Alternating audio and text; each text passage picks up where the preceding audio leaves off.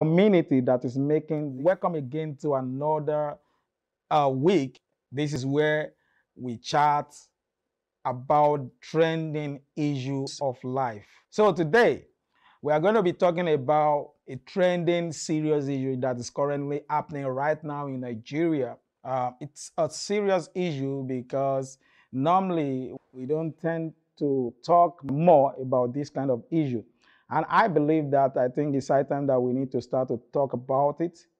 I think, and one of the reasons why I think it's high time that we need to talk about this is that we need to start to create awareness. And at the same time, by the time that we begin to talk about it, we will call the attention of our government to certain things that is not working in our community that is making this kind of issue possible. That is making the perpetrator not to even have any form of fear or remorse at all before they carry out these kind of atrocities. Today, we are going to be talking about an issue of rape. Rape. It is what is happening right now. We are talking about victim of the like of Uwa, who was preparing for her exam. She was studying a book at the church where some forms of hooligans, or maybe we don't even know actually what actually happened, but all we know is that she was raped and she later died at the hospital. So this kind of issues requires us to start to pay attention to this kind of issue. As the whole thing is going right now, I don't know if we are going to get justification to this victim. And I also learned that it happened to another girl at Ibadan. This is becoming something so serious. It's becoming something so serious. If our government can make it a mandatory, it can make it a work to have surveillance all around our streets. All around our street. Of course, I know that somebody is laughing. I'm also laughing also too, because if we don't have good road everywhere, if by now our electricity is nothing to write home about, we don't have stable electricity right now, how can all these things be possible? Yeah, so that's the reason why we need to begin to talk about this kind of issues. And we need to talk about it in such a way that our government will begin to notice, because it's not everybody that is living in area that is secure. So I think it's high time that the government need to start to pay full attention to the safety of their community. Because as it is right now, I don't really think that we have government in Nigeria. I don't think so. I don't think so.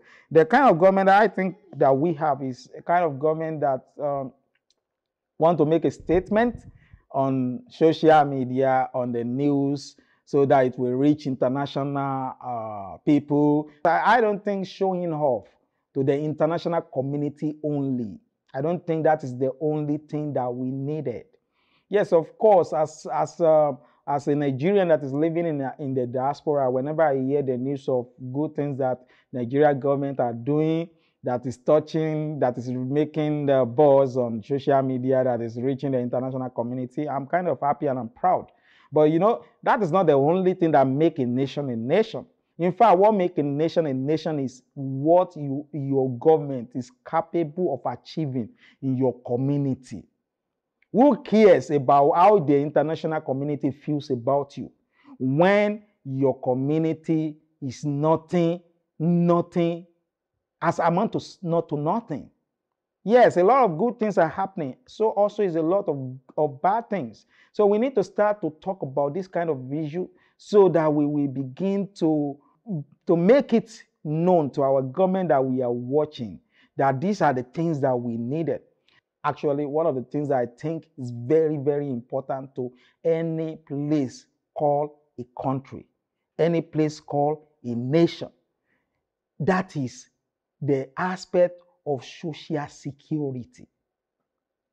You should be able to have a system in place where you will be able to know who are living in your country, who is a visitor in your country.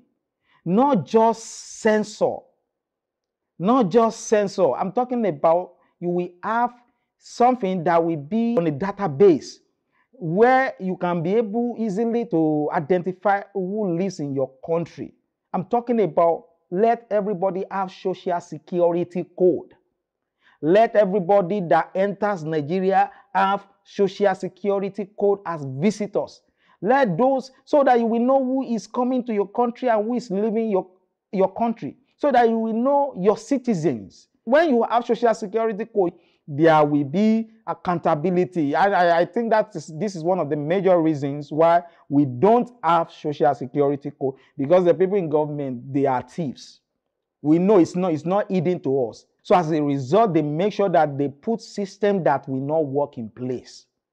Right now, as far as I am concerned, I don't know about you. If you feel differently, why not leave a comment? Tell me, share what you think with me. Share what you think with me. I want to know what you think about these aspects. Share it in comment. I don't think they really want Nigeria to be called a country, because as far as I'm concerned right now, I think Nigeria is a business venture that only the big men and women cash out. That's just the way I think they are running Nigeria right now, because they are not running Nigeria towards the future. I think they are even running Nigeria towards destruction, because every day we keep on hearing they borrow this from China, they borrow this from here, they borrow this from here, and they are selling out our future. Yeah. Do you remember that they used to call us leaders of tomorrow? You know, they used to call us leaders of tomorrow.